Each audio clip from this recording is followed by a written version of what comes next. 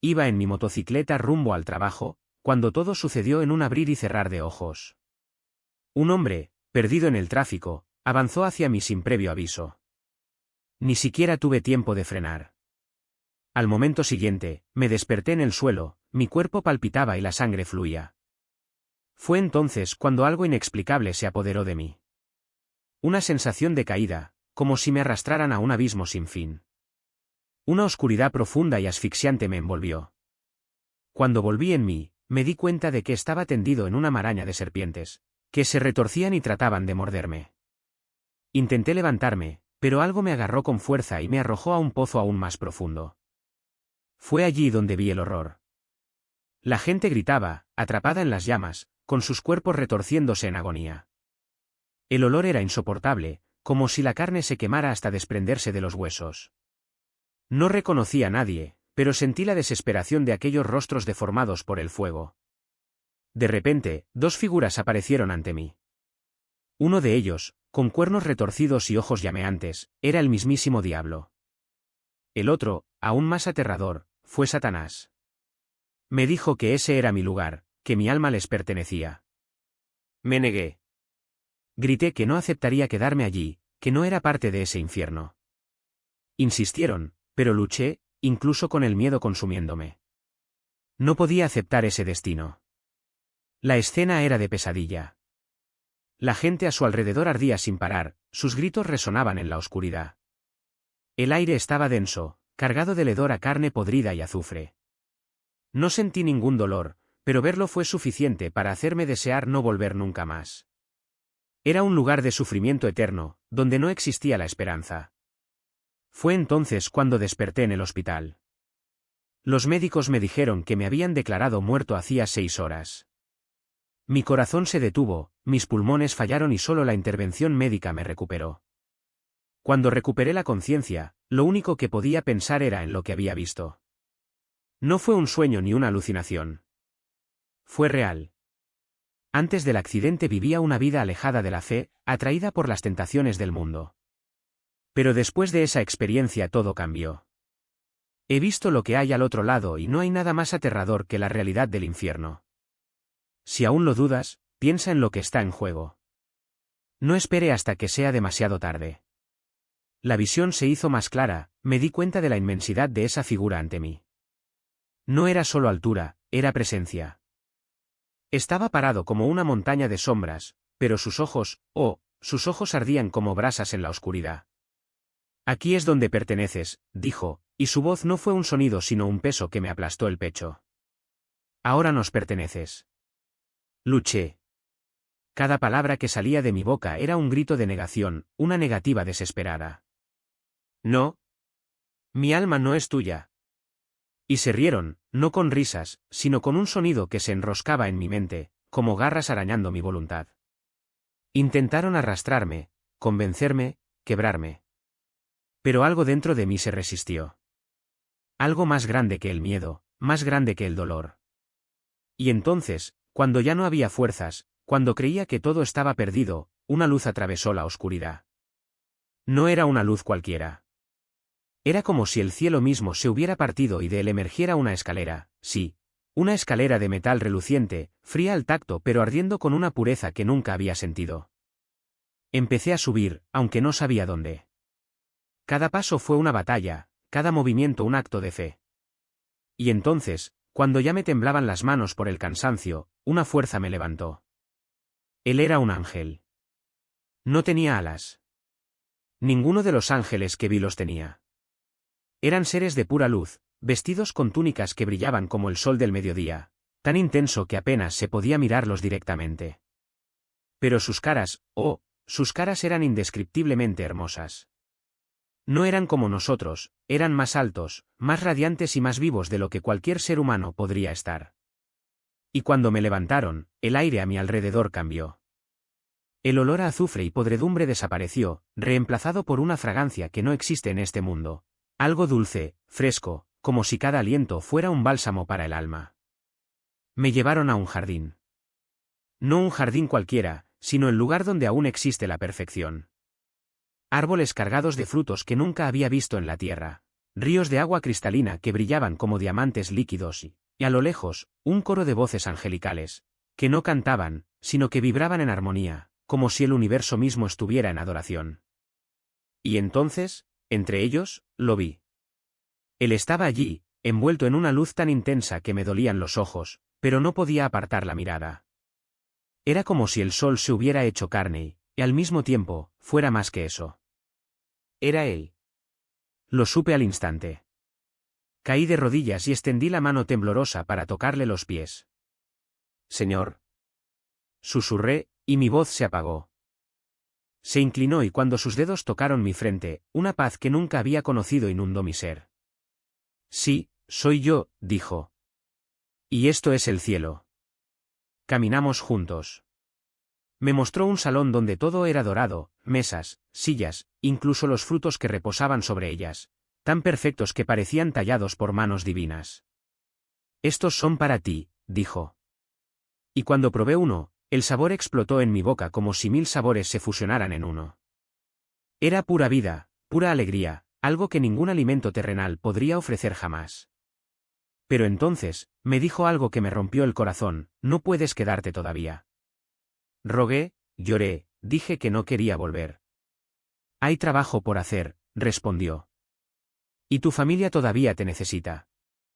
Antes de que pudiera responder, un dolor punzante me atravesó, de repente, estaba de regreso. De regreso al hospital, de regreso al tubo en mi nariz, de regreso al sonido de los monitores pitando.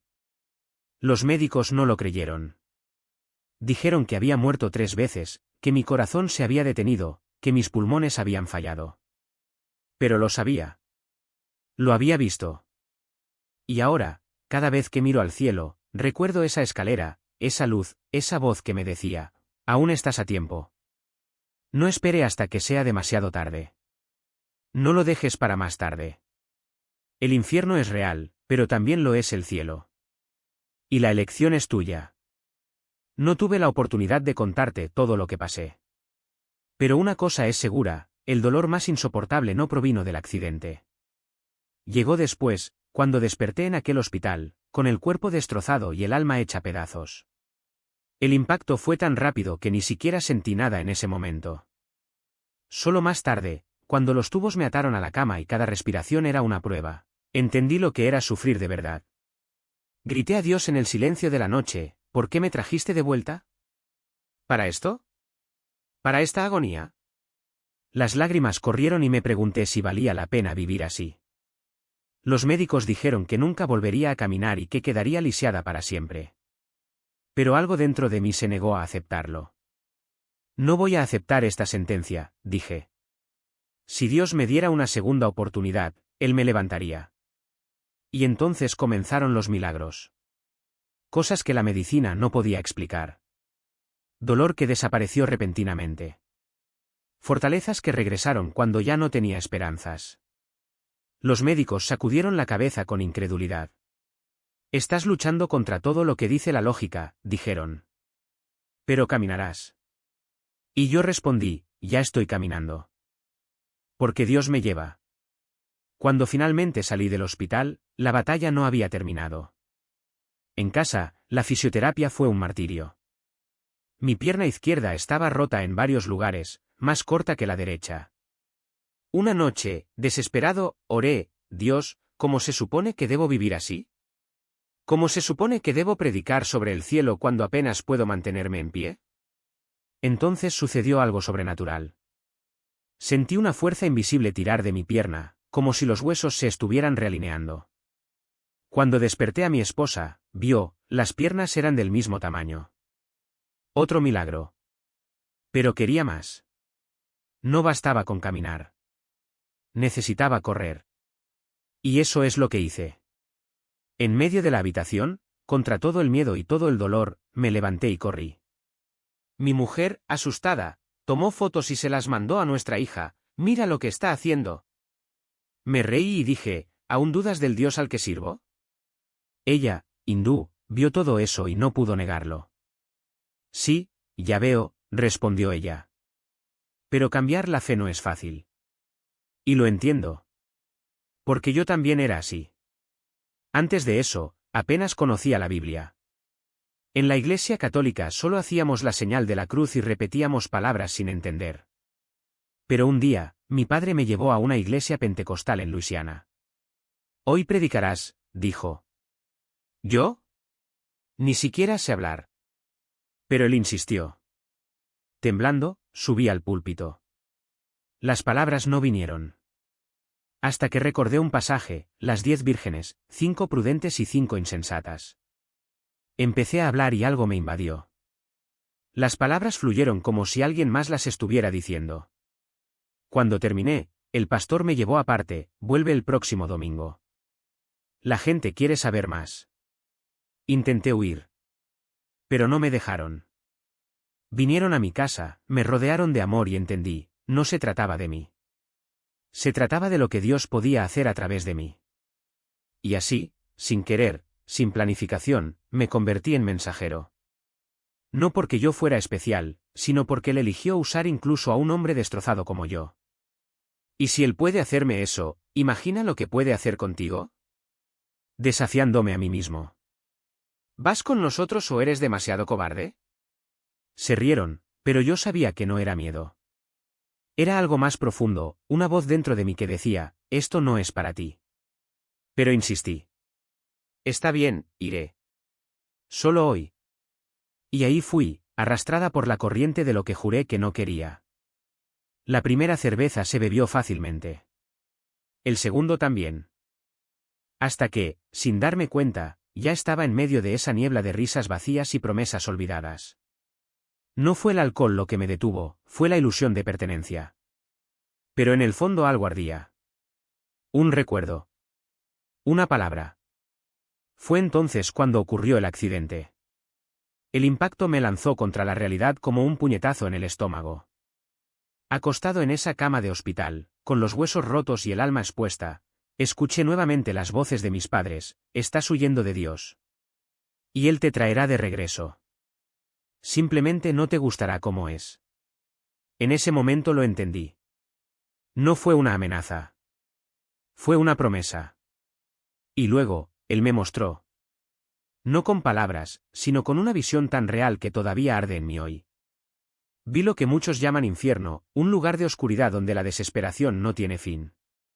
También vi el cielo, donde la paz no es solo una idea, sino una presencia que envuelve como un abrazo eterno. Y supe, con una certeza que no se puede explicar, que no era un cuento. Era verdad. Ahora, no predico porque quiero. Predico porque lo necesito. Porque si existe una posibilidad, una única posibilidad, de que alguien aparte la mirada del abismo y mire hacia la luz, tengo que gritar. Tengo que decirlo. Porque el infierno no es un mito. El cielo no es un cuento de hadas. Y la elección no es entre religión o libertad. Está entre la vida y la muerte. Quizás no lo creas ahora. Quizás pienses que esto es una exageración. Pero yo he estado del otro lado. He visto lo que sucede cuando le damos la espalda a lo que realmente importa.